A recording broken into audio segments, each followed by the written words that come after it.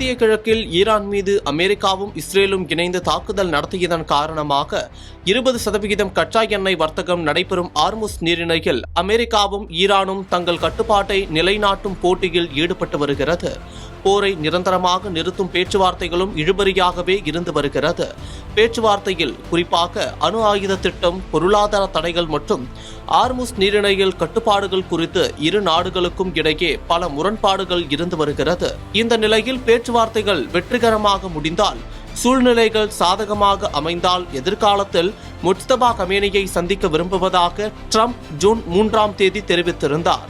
இந்நிலையில் ஈரானின் உச்ச தலைவர் முஜ்தபா கமேனியின் மூத்த ராணுவ ஆலோசகரான மௌசென் ரேசாய் CNN தொலைக்காட்சிக்கு கொடுத்த பேட்டியில், பேச்சுவார்த்தைகள் முன்னெடுத்து செல்லப்பட வேண்டுமானால் அமெரிக்கா உறுதியான நடவடிக்கைகளை மேற்கொள்ள வேண்டும்.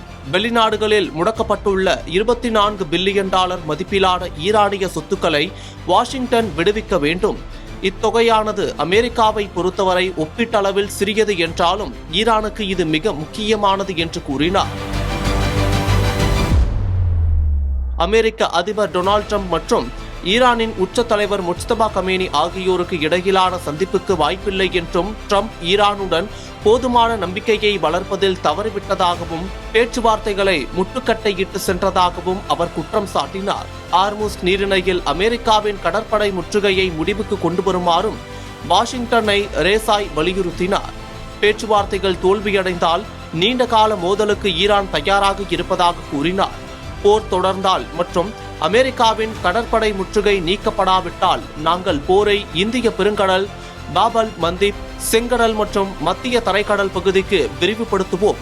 மேலும் அங்குள்ள அமெரிக்க தளங்கள் மீது தாக்குதல் நடத்தி போருக்கு ஒரு புதிய பரிமாணத்தை அளிப்போம் என்றும் அவர் கூறியுள்ளார். ட்ரம்ப் இஸ்ரேலின் தலையீடு இன்றி முடிவுகளை எடுக்க வேண்டும். ஈரானிய மக்களுக்கு சேர வேண்டிய நியாயமான உரிமைகளை வழங்க வேண்டும். முற்றுகையை நிறுத்த வேண்டும் மற்றும் முடக்கப்பட்டுள்ள எங்கள் சொத்துக்களை விடுவிக்க வேண்டும். இது ஈரானுக்கும் அமெரிக்காவிற்கும் இடையிலான எதிர்காலத்திற்கு ஒரு புதிய பாதையை திறந்துவிடும் என்றும் கூறியுள்ளார்.